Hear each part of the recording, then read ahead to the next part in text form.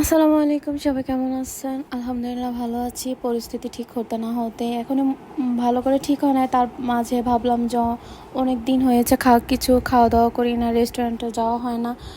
তো ফ্রেন্ডকে বললাম যে চল একটু বের হয়ে একটু ঘুরে আসি, একটু ভালো লাগবে। ফ্রেন্ড এমন একটা রেস্টুরেন্টের নাম বললো, আমি তো নাম শুনেই ভাবলাম যে না, চল এটা থেকে ঘুরে আসি। ব্যাচেলার বার্গার, আমার কাছে এত ভালো লাগছে রেস্টুরেন্টটা। যেমন নামটা সুন্দর, তেমনই খাবারগুলো অনেক টেস্ট ছিল একদম। এত কি বলবো, অনেক ভালো লাগছে। যাই হোক, তার মাঝে আমি সব কিছু ভিডিও নিচ্ছিলাম, তার মাঝে আমাকে দেখলাম যে দিন দিন কেমন জানি হয়ে যাচ্ছি। যাই হোক, তার মাঝে চোখগুলো দেখাচ্ছিলাম না, কারণ চোখের যে অবস্থা, আল্লাহ, আমার মতো কেউ রাত জাগবেন না দয়া করে। তো তার মাঝে আমার এই ভদ্রলোকে আমাকে কি পরিমাণ আজকে অনেক যন্ত্রণা দিয়েছিল। যাই হোক, সেটা আর বললাম না, কারণ বললে অনেকে আবার বাজে কমেন্ট করবে। তো আর বললাম না। এদিকে ম্যাম ভিডিও নিচ্ছি দেখে একটু ভাব নিচ্ছিল যে ওনাকে দেখানো যাবে না। যাই হোক, দেখানো যাবে না যেহেতু আর কিছু বলার নাই। ওনাকে দেখে আমার ছেলে তো ভিডিওর সামনে আরও আগেই না আসতে চায় না।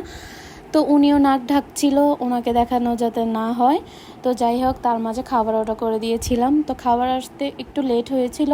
তো আমার ছেলে ফ্রেঞ্চ ফ্রাই খাবে, এর মাঝে ওটা লেট হয়ে গেছে। ও সবসময় এগুলাই অর্ডার করে, ভালো খাবার অর্ডার করে না। তো আমাদের খাবার চলে আসছে, ওনারটা একটু লেট আসছিল। তার মাঝে এদিকে সব কিছু এত সুন্দর ছিল, এটার মধ্যে হ্যান্ড গ্লাভস দিয়েছিল, আমার কাছে অনেক ভালো লাগছিলো। হাতটা নোংরা হবে না, তো আমি এটার উপরে হাতটা রেখে একটু মাপ দিচ্ছিলাম কেমন। আমি ভাবলাম ওরে বাবারে, এত বড় হাত যদি হয় তাহলে কি হইতো, কি দেখা যেত আমাকে।